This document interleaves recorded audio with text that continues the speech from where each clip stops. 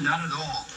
Well, there's certainly enough great recognizable actors in this film. Of course, we have horror legend John Carradine as the most svelte Dracula ever, and this was actually his second time around as the Count after playing House previously in 1944's House of Frankenstein, where he cooperated with Boris Karloff in his revenge scheme. We've certainly highlighted Carradine's acting career many times in the past on the show, but it's interesting to note that he actually started out as more of an artist and a scenic designer than an actor. I didn't know that. I just told you. And we've also seen another familiar face here that also appeared in House of Frankenstein. It's Lon Chaney Jr., who started down this thorny path in The Wolfman and continued on as Larry Talbot in Frankenstein Meets the Wolfman before he made those two house calls.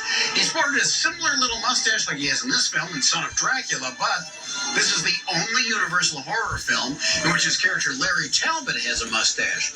I know Lon hated all the time and discomfort it took for him to be made up as dummy.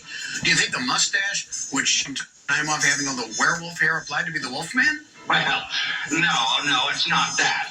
According to the IMDb movie information site, this film was originally supposed to be titled The Wolfman vs. Dracula, as a follow-up to Frankenstein Meets the Wolfman, with Larry Talbot facing off against, get this, Dracula, played by Bela Lugosi, who would fight the Wolfman as a giant bat, which would be played by a stuntman. It was the stupidest thing I had ever seen. Not only that, but the script included the Wolfman having a major battle with some villagers and killing several of them. Well, the movie censorship organization, the Hayes Office, immediately rejected that as too violent, and the movie was rewritten and evolved into this film. Remember, you heard back here.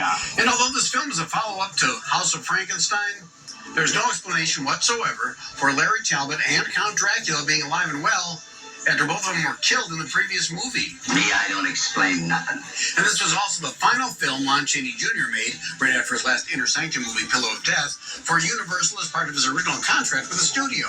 It was shortly after this movie was completed that the studio let Lon know that his contract would not be renewed. That is so mean. Well, his next film was for Paramount, My Favorite Brunette with Bob Hope, and of course, he would return to Universal and to his Larry Talbot Wolfman character in 1948 to be part of the beloved Abbott and Costello Meet Frankenstein.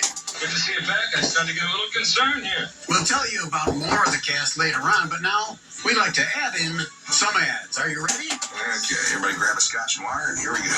You'll need it.